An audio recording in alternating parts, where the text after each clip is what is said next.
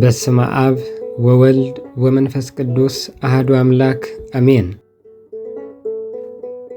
ኣብ ህይወትና ሰባት ይመጹን ይኸዱን እዮም። ገሊኦም ንሓጺር ግዜ ገሊኦም ድማ ንነዊሕ ግዜ ይጸንሑ። መብዛሕትኡ ግዜ ሓደ ሰብ ካብ ህይወትና ክርሕቕ ከሎ ይኸብደና እዩ፣ ንሓዝን እውን ኢና። ግናኸ እግዚኣብሔር ካብቲ ንሕና ንሪኦ ንላዕሊ ስለ ዝርኢ ንዓና ንምክልኻልን ናብ ዝሓሸ ደረጃ ንምስግጋርን ኢሉ ገለ ሰባት ካብ ህይወትና ክወፁ ይፈቅድ እዩ።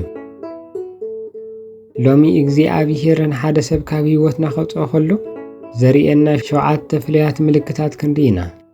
ነዚ ቪድዮ ክሳብ መወዳእታ ብምክትታል ኣብ ህይወትኩም ዘለዉ ሰባት መንፈሳዊ ትርጉሞም ክትረድኡ ክሕግዘኩም እዩ። ቀዳማይን ኣዝዩ ኣገዳሲ ምልክትን ምስ እንርኢ ሰላም ምሳኣን እዩ።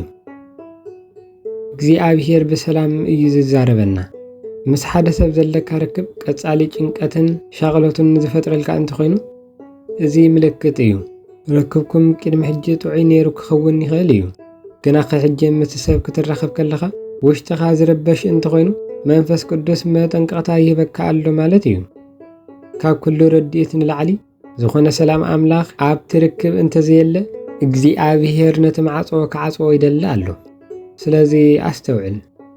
ከምቲ ካልኣይ እንሪኦ እውን እግዚኣብሔር ንነፍሲ ወከፍና ዝሃበና ጻውዒትን ዕላማን ኣሎ። ሓደ ሰብ ኣብ ህይወትካ መጺኡ ካብቲ ኣምላኽ ዝሃበካ ራእይ ዘርሕቐካ እንተኾይኑ እዚ ሓደገኛ ምልክት እዩ። ታሪኽ ሳምሶንን ደሊላን እንመልከት። ሳምሶን ንእስራኤል ንምድሓን ዝተጸውዐ ሓያል ሰብ ነበረ፣ ግናኸ ደሊላ ካብ ዕላሙ ኣውፂኣና ጥፍኣት መራሓቱ። ሓደ ሰብ ንመንፈሳዊ ዕብየትካ ዕንቅፋት ዝኸውን እንተኾይኑ እግዚኣብሔር ንዓኻ ንምድሓን ነቲ ሰብ ከርሕቆ ግድን እዩ። ከምቲ ሳልሳይ እንሪኦ እውን ታሪኽ ኣብርሃምን ሎጥን እዩ። ኣብ መጽሓፍ ቅዱስ ኣብርሃምን ሎጥን ዓብዪ ኣብነት እዮም። ሓቢሮም ይነብሩ ነበሩ፣ ክልቲኦም ድማ ብሃብቲ ይባረኹ ነበሩ። ግናኸ እቲ ቦታ ክጸበም ከሎ ኣብ መንጎ ጓሶቶም ባእሲ ተፈጥረ። ኣብርሃም ብጥበብ ሎጥ ክፍለዮ ሓተቶም። ሎጥ ምስ ከደ እግዚኣብሔር ንኣብርሃም ተገለጸሉ እሞ ዓይንኻ ኣልዕል እሞ ረአ፣ እዚ ኩሉ ምድሪ ንዓኻን ንዘርእኻን ክህበካ እየ ብሎ። ርኢኹም ሎጥ ካብ ህይወት ኣብርሃም ምስ ወፀ እቲ ዓብዪ በረኸት ተገለጸሉ።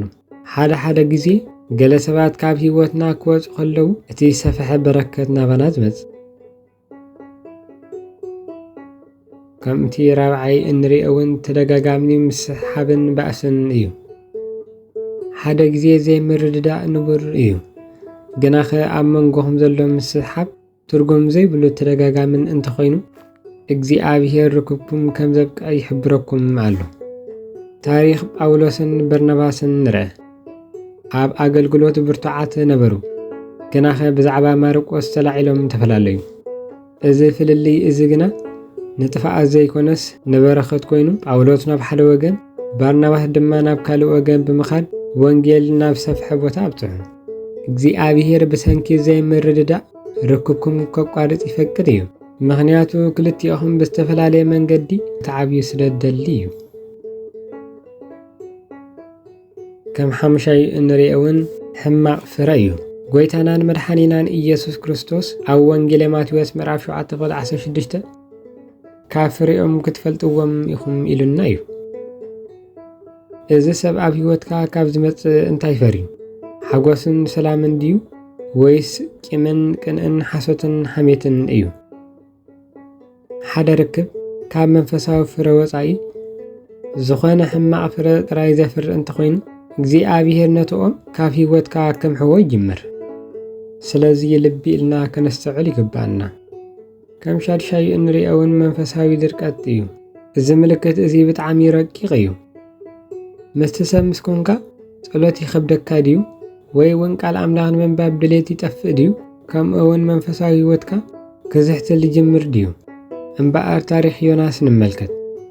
ዮናስ ካብ እግዚኣብሔር ክሃድም ምስ ፈተነ ኣብቲ መርከብ ዝነበሩ ሰባት ኩሎም ኣብ ሓደጋ ወዲቖም፣ ሕላዊ ሓደ ሰብ ንመንፈሳዊ ህይወትካ ዘስግእ እንተኾይኑ እግዚኣብሔር ነቲ መርከብ ማለት ንህይወትካ ንምድሓን ነቲ ሰብ ከውፅኦ ይውስን። ከምቲ ሻውዓይ እንሪኦ እውን ካብቲ ሓቀኛ መንነትካ ዘርሕቐካ እዩ። ንጉስ ሰሎሞን በጥበቡ ፍሉጥ ነበረ። ግና ካልኦት ኣማልኽቲ ዘምልኻ ኣነስቲ ምስ ኣእተወ ልቡ ካብ እግዚኣብሔር ረሓቐ። ሓደ ሰብ ንመንነትካን እምነትካን ክቕይሮ ፀቕጢ ዝገብረልካ እንተኾይኑ ወይ ድማ ንዕኡ ንምሕጓስ ኢልካ ካብ ክርስትያናዊ ስነ ምግባር ክትወፅእ እንተኾይኑ እግዚኣብሔር ካብቲ ሰብ ክትፍለይ ይሕብረካ ኣሎ። ንስኻ ንእግዚኣብሔር ንምሕጓስ እምበር ሰብ ንምሕጓስ ኣይተፈጠርካን። እቲ ሻምናይን ናይ መወዳእታን እንሪኦ ኸኣኒ እግዚኣብሔር ይኣክል ዝብለሉ ግዜ እዩ። ሓደ ግዜ እግዚኣብሔር እዚ ሰብ ንህይወትካ ኣይደልን እዩ ኢሉ ይውስን። ነቢዩ ሳሙኤል ብሰንኪ ውድቀ ሳኦል በዞ ይሓዘን ነበረ። እግዚኣብሔር ግና ክሳብ መዓስ ኢኻ ክትሓዝን? ንሳኦል ዓቂበዮ እየ ንዳዊት ድማ ቀቢእየ ኣለኹ በሎ። እዚ ማለት ድማ ግዜ ዝሓለፈ ርክብ ሒዝና ክንሓዘን ከለና እግዚኣብሔር ዘዳለወልና ሓድሽ በረኸት ክንርኢ ኣይንኽእልን ኢና። ስለዚ ከነስተውዕል ይግባአና። እምበኣር ከምቲ ዝረኣናዮ እዚ ንዓኻ ንምጉዳእ ዘይኮነስ ናብ ዓብይ በረኸት የዳልወካ ከም ዘሎ ዝሕብር እዩ። እግዚኣብሔር ሓደ ማዕፆ ክዓፁ ከሎ ካብኡ ዝሓይሽ ማዕፆ ከም ዝኸፍት እመን። እግዚኣብሔር ኣምላኽ ነዚ ክንገብር ዓይንቲ ልቦናና ይብርሃልና። ስብሃት ለእግዚአብሔር ወለወላዲቱ ድንግል ወለመስቀሉ ክቡር አሜን።